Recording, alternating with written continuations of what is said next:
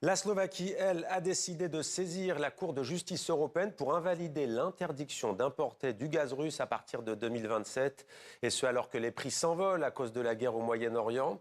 Et ce soir, nous nous posons une question. Quel rôle l'Afrique peut-elle jouer à l'avenir? On se penche donc sur ce sujet avec Demet Korkmaz dans 64 Échos.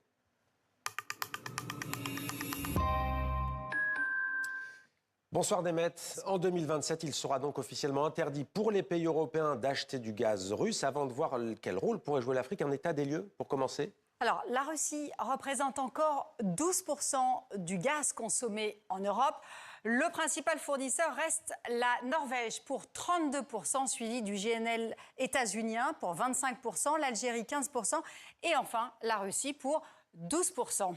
Et est-ce que l'Afrique pourrait donc compenser les 12% de gaz russe ? Alors, le continent espère plus que doubler sa production d'ici 2050, passant de 260 à 585 milliards de mètres cubes d'ici 2050.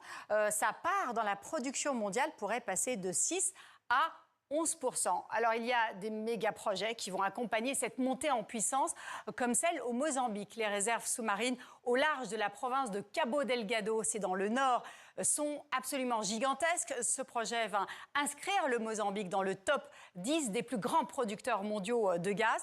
Total Energy en est l'opérateur de ce projet avec plus de 26% de participation.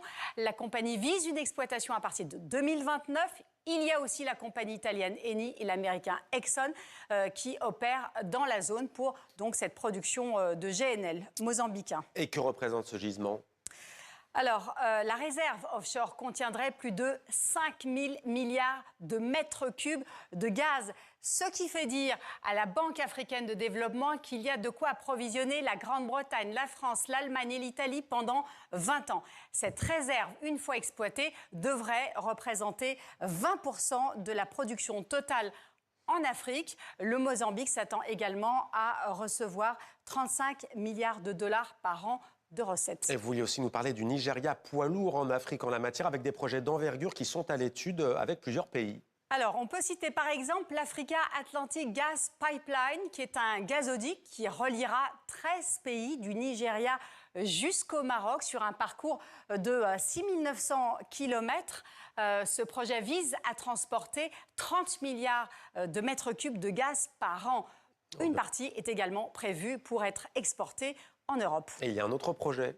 Alors, c'est le Trans-Sahérien qui va relier le Nigeria à l'Algérie via le Niger, sur un parcours cette fois de 4 200 km. Alors là, il n'y a que 3 pays en jeu, mais il y a une partie délicate, c'est les 1 800 km de tronçon à construire. Ce tronçon qui doit traverser le Sahel, puis le Sahara, c'est la partie la plus délicate. Mais la stratégie européenne de diversification, vous savez, profite déjà aux pays européens. Depuis 2023, l'Algérie a renforcé ses exportations vers l'Italie, la République tchèque, mais aussi la Slovénie. L'Afrique compte aussi sur cette énergie pour accompagner son développement. Ses besoins vont augmenter de 150% dans les prochaines décennies. C'était 64 Échos. Merci beaucoup Demet. On va d'ailleurs poursuivre avec l'actualité africaine et une image du pape Léon XIV qui s'est rendu à São Remo au 3e jour de sa visite en Angola. São Remo, c'est dans le nord-est du pays, une région reculée, riche en diamants et historiquement marginalisée à plus de 800 km de la capitale, Luanda. Le chef de l'Église catholique a regretté que les désirs de beaucoup, je cite, soient exploités par les tyrans lors d'une nouvelle messe géante.